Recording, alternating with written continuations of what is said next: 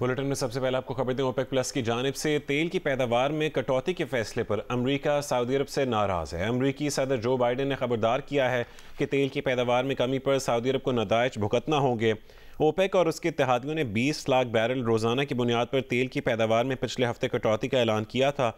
मौसम सरमा के आगाज़ पर इस इकदाम से पेट्रोलियम मसनूआत की कीमतों में होशरुबा इजाफे का खदशा है। अमरीका का कहना है तेल की पैदावार में कमी से रूस को फायदा होगा। सदर बाइडन ने यह भी कहा वो ये तो नहीं बताएंगे कि उनके जहन में क्या इकदाम है, लेकिन ये तय है कि इसके नतीजा जरूर होगा। तर्जुमान व्हाइट हाउस जॉन कर्बी का कहना है अमरीकी सदर बाइडन अमरीका और सऊदी अरब के ताल्लुकात पर नजरसानी करना चाहते हैं। अमरीकी टीवी को इंटरव्यू में सदर बाइडन ने मुख्तलिफ उमूर पर गुफ्तगू की और दावा किया कि वो साबिक सदर डोनाल्ड ट्रंप को आइंदा सदारती इंतखाबात में भी आसानी शिकस्त दे देंगे। कहा प्यूटन ने यूक्रेन पर कब्जा करने की रूस की सलाहियत का गलत अंदाजा लगाया। रूस के सदर प्यूटन से G20 सरबराह इजलास के मौके पर मुलाकात के हवाले से सदर बाइडन ने मुज़ाकरात का दरवाज़ा बंद करने से गुरेज किया और कहा कि उनकी सदर प्यूटन से मुलाकात का कोई इरादा नहीं है।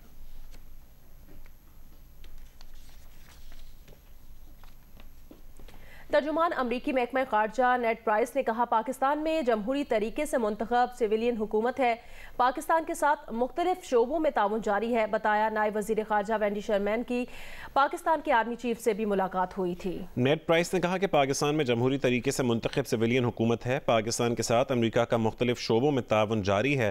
पाक अमरीका ताउन और मफादात सिक्योरिटी और इकॉनमी पर हैं। तर्जुमान ने कहा कि सैलाब ज़दगान की इमदाद के लिए दी गई रकम की मॉनिटरिंग का तरीक़ाकार मौजूद है। अमरीका और US एड के नुमाइंदे मुतासरा इलाकों का दौरा करते हैं और रिपोर्ट पेश करते हैं। सिंध और बलूचिस्तान के 10 अजला का दौरा किया जा चुका है ताकि ज़रूरियात और इमदाद का जायज़ा लिया जा सके। US एड मकामी पार्टनर्स के साथ भी काम करती है। इसराइल से ताल्लुकात के बारे में एक सवाल पर नेड प्राइस ने कहा कि अमरीकी इंतजामिया की कोशिश है कि इसराइल और दीगर अरब और मुस्लिम ममालिक के दरमियान पुल का किरदार अदा करें। बुलेटिन में आगे बढ़े आपको खबर दें, वजीर खजाना इसहाक डार ने कहा है कि PTI को एहतजाज के लिए रेड जोन में आने की इजाज़त नहीं होगी। मुल्क सैलाब में डूबा है और इमरान खान को सियासत की पड़ी है। एक इंटरव्यू में वजीर खजाना का कहना था कि इमरान खान की हुकूमत जाते जाते बारूदी सुरंगें बिछा कर गई है। उन्होंने कहा पिछले 4 साल के पैदा करदा मसाइल 6 माह में हल नहीं होंगे। वो IMF और वर्ल्ड बैंक के साथ सालाना मीटिंग के लिए जा रहे हैं। IMF प्रोग्राम मुकम्मल करने के बाद उसे खैर बात कह देंगे।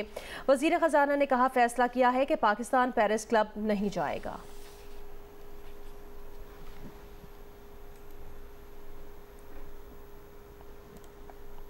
अभी आपको खबर दें, विफाकी वजीर खजाना इसहाक डार आज अमरीका पहुंचेंगे और IMF और वर्ल्ड बैंक की सालाना मीटिंग में शिरकत करेंगे।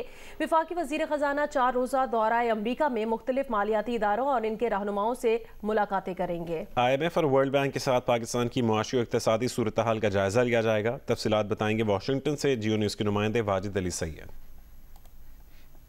जी, वफाकी वज़ीर ख़जाना इसहाक डार बुध को अमेरिका पहुंच रहे हैं। यहाँ पर उनका जो वर्ल्ड बैंक और IMF की जो एनुअल मीटिंग्स हो रही हैं उसमें पाकिस्तान की नुमाइंदगी करेंगे। इसके साथ साथ जो दीगर मालियाती इदारे इन मीटिंग्स में शिरकत करते हैं उनके साथ भी उनकी मुलाकातें मुतवक्को हैं, जिसके अंदर वो पाकिस्तान के अंदर जो इक़्तिसादी जो सूरत हाल और माशी सूरत हाल है उस पर बात करेंगे। साथ ही साथ सैलाब की तबाहकारियों की वजह से जो नुकसानात हुए हैं उनका भी इन इदारों के साथ मिलकर जायजा लिया जाएगा और ये पता लगाया जाएगा कि इस वक्त तक जो रिस्क मैनेजमेंट है वो कितनी हो चुकी है और पाकिस्तान के जो इमदाद चाहिए या इसके अलावा जो कर्जों को रीस्केड्यूल करना है वो क्या मुमकिन है या नहीं हो पाएगा या कब तक हो पाएगा।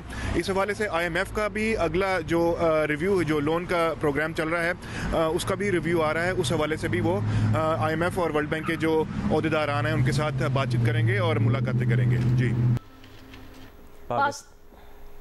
पाकिस्तान में बेरोजगारी और महंगाई बढ़ेगी, शरह नमू का हदफ हासिल नहीं होगा। रवा माली साल पाकिस्तान में बेरोजगारी की शरह 6.4% हो सकती है।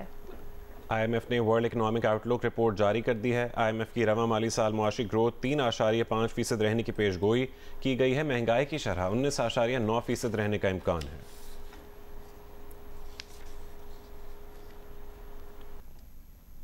वज़ीर मुमलिकत बराए पेट्रोलियम मुसद्दिक मलिक का कहना है कि आने वाली सर्दियों में गैस कम होगी लेकिन बहरान पैदा होने नहीं देंगे। जनवरी और फरवरी के लिए पिछले साल के मुकाबले में एक इजाफी LNG कार्गो का बंदोबस्त कर लिया है। थोड़ी पाबंदियों के बाद घरेलू सारिफीन की ज़रूरियात पूरी कर सकेंगे।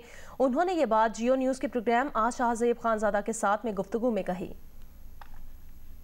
दोनों महीनों के लिए एक एक इजाफी कार्गो हमारे पास अब मौजूद है, जनवरी और फरवरी। जनवरी में पिछले साल हमारे पास 9 कार्गो थे LNG के, इस साल 10 कार्गो होंगे। एक इजाफी कार्गो जो है वो जनवरी के महीने के लिए हमें मिल गया है कतर से।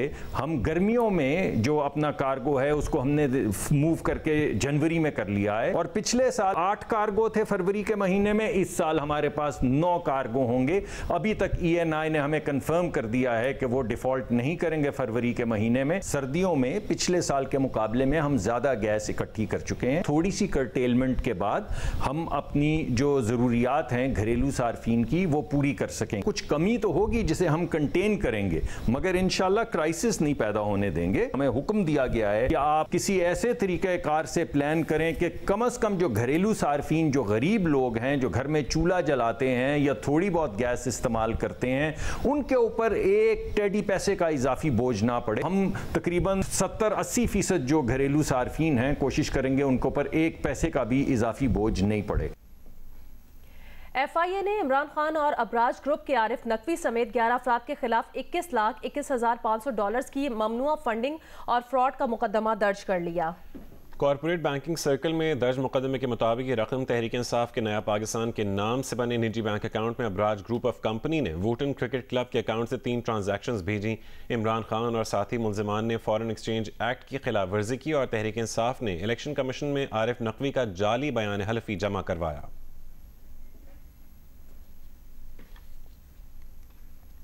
क्राइस्टचर्च में जारी 3 मुल्की T20 सीरीज के 5वें मैच में न्यूजीलैंड ने बांग्लादेश को जीत के लिए 209 रन का हदफ दे दिया है। बांग्लादेश ने टॉस जीतकर पहले फील्डिंग का फैसला किया। न्यूजीलैंड ने मुकर्ररा 20 ओवर्स में 5 विकेट के नुकसान पर 208 रन बनाए। न्यूजीलैंड ने मुकर्ररा 20 ओवर्स में 5 विकेटों के नुकसान पर 208 रन बनाए। न्यूजीलैंड की जानिब से डेविन कॉनवे 3 छक्कों और 5 चौकों की मदद से 64 रन बनाकर नुमाया रहे। फिन एलन ने 32, मार्टिन गप्टिल ने 34 और मार्क चैंपियन ने 2 रन बनाकर आउट हुए। ग्लेन फिलिप्स ने 24 गेंदों पर 60 रन की बरकरफ्तार इनिंग्स खेली। बांग्लादेश की जानिब से मोहम्मद सैफुद्दीन ने, इबादत हुसैन ने 2 और शरीफुल इस्लाम ने 1 विकेट हासिल की। आगे बढ़ें दीगर अहम खबरों में आपको बताएं, कराची पुलिस स्ट्रीट क्राइम की वारदातों को रोकने में नाकाम है। रात गए सुरजानी और न्यू कराची में डकैती मुजाहिमत पर फायरिंग से 2 अफराद जाँ बहक हो गए। न्यू कराची में जाँ बहक अमानुल्लाह 4 बच्चों का बाप था। तफसीलात बताएंगे जियो न्यूज़ के नुमाइंदे कमर अली मस्तोई। जी, शहर में 4 घंटे के दौरान डकैती के दौरान मज़ाहमत पर कत्ल के 2 वाक़यात हुए हैं। पहला वाक़या सुरजानी गुलशन शिराज में पेश आया, जहां पर अमजद नामी शख्स को जो है वो डकैती के दौरान मज़ाहमत पर डाकुओं ने कत्ल कर दिया। उसके कुछ ही देर बाद दूसरा वाक़या जो है वो न्यू कराची अल्लाह वाली कॉलोनी में पेश आया, जहां पर एक नौजवान अपने वालिद और चचा के साथ जो है वो मोटरसाइकिल पर जा रहा था कि 2 मोटरसाइकिल सवार डाकुओं ने उन्हें रोका और लूटमार के दौरान मज़ाहमत पर कत्ल कर दिया। वालिद और ताया को लेने के लिए ये अपने घर से निकला है। 2 मिनट चौरंगी से उनको पिक करा इसने और ये घर के लिए आ रहा था, तो अल्लाह वाली के करीब, अल्लाह वाली क्रॉस करने के बाद इसको कनीस फातिमा के करीब जो है रोका है और इनसे वो लूट मारी करने लगे, तो इसने मज़ाहमत करी है और मज़ाहमत के दौरान उन्होंने बगैर कुछ सोचे समझे इसके ऊपर फायर खोल दिया और वो गोली इनके सीने के ऊपर लगी, जिसके वजह से बकौल डॉक्टरों के जो है ना इसकी वजह से ये एक्सपायर हुआ। खैरपुर में गैस्ट्रो के बायस अमवात का सिलसिला जारी है। महकमा सेहत सिंध के मुताबिक 1 बच्चे समेत मजीद 2 अफराद इंतकाल कर गए। 24 घंटों के दौरान गैस्ट्रो, मलेरिया और डेंगू के 200 से ज़्यादा मरीज मुख्तलिफ अस्पतालों में दाखिल हुए।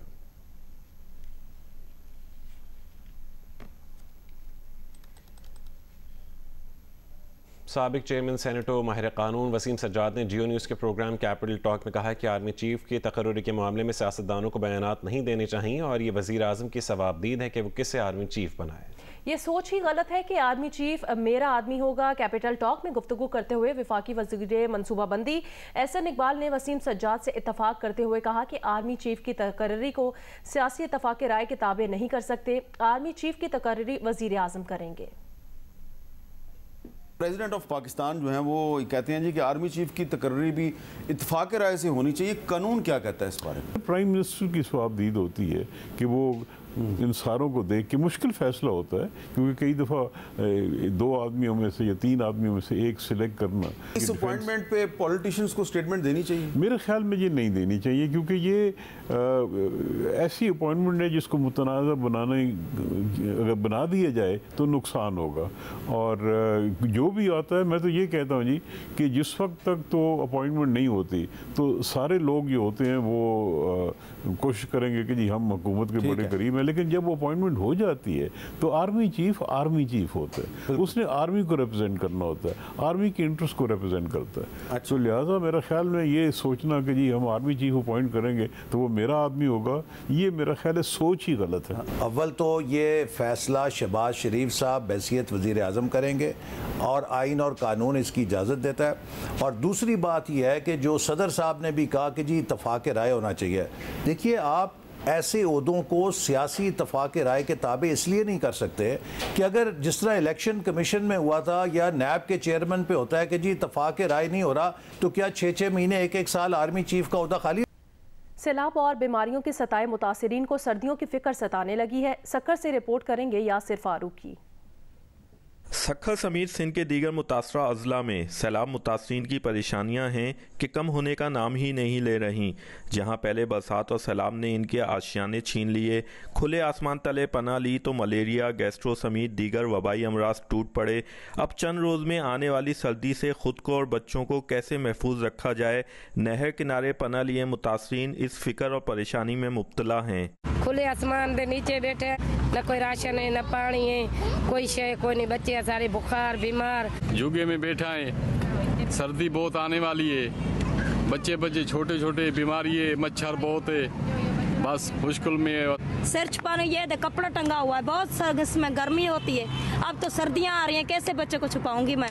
हमका कपड़ा नहीं है, बच्चों का कपड़ा नहीं है, सर्दी आ गई है, अब तो अल्लाह क्या होगा। सैलाब मुतासरीन ने हुकूमत सिंध, समाजी तंजीमों समेत मुखय्यर अफराद से अपील की है कि इन्हें और इनके बच्चों को सर्दी से महफूज रखने के लिए फौरी खातिर खा इकदाम किए जाएँ।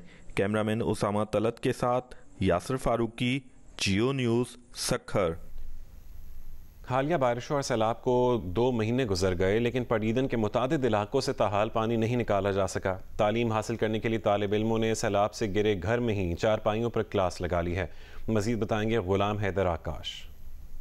जी बिल्कुल, इस वक्त मैं मौजूद हूँ पटीदन के वार्ड नंबर 7 में। यह कोई गवर्नमेंट का स्कूल नहीं बल्कि एक सैलाब मुतासिरीन का घर है, जहाँ पर सैलाब के मुतासिरीन के ये बच्चे रास्ता न होने की वजह से अपने घर में तालीम हासिल करने पर मजबूर हैं। ये इलाके के मुतासिर जितने बच्चे हैं वो इन चारपाई में बैठ के अपनी फटी और गीली किताबें लेकर तालीम हासिल करने पर मजबूर है। इन तलबा का कहना है कि स्कूल जाने के लिए हमारे रास्ते में सैलाबी पानी है, जिसकी वजह से हम स्कूल नहीं जा सकते और हमारे घर गिर चुके थे, जिसमें ये किताबें हमारे या फट चुकी हैं या गीली हो चुकी हैं। इस वजह से हम अपने घर में बैठ के अपना क्लासरूम कायम कर लिया है और यहाँ पर हम तालीम हासिल करें। इन्होंने हुकूमत से मुतालबा किया कि हम सैलाब मुतासिरीन की फौरी इमदाद की जाए और हमारे ज़ेर आब आने वाले इलाकों से पानी निकाला जाए ताकि हम स्कूल जा सकें और अपनी तालीम जारी रख सकें। जी मौसम से मुतालिक अपडेट करें। इस्लामाबाद में गुज़श्ता शाम और रात होने वाली बारिश के बाद मौसम कदरे सर्द हो गया है। महकमा मौसमियात के मुताबिक कश्मीर और मुल्हिका इलाकों में बारिश का इम्कान है। मजीद बताएंगे मोहम्मद कामरान खान। जी, महकमा मौसमियात के मुताबिक आइंदा 24 घंटों के दौरान बालाई खैबर पख्तूनख्वा, गिलगित बल्तिस्तान, कश्मीर और इससे मुल्हिका पहाड़ी इलाकों में तेज़ हवाओं और गरज चमक के साथ बारिश का इम्कान है। इस्लामाबाद के मौसम की हम बात करें तो गुज़श्ता शाम इस्लामाबाद में जो है वो तेज़ हवाओं और गरज चमक के साथ तेज़ बारिश हुई और बाज़ मकामात पर ज़ाला बारी भी हुई, जिसके बाद इस्लामाबाद में मौसम जो है वो ठंडा हो गया। ये बारिश का जो सिलसिला है वो सुबह तक जो है वक्फे से जारी रहा। महकमा मौसमियात का कहना है आइंदा 24 घंटों के दौरान इस्लामाबाद में और मुल्क के दीगर इलाकों में मौसम खुश्क रहेगा। जी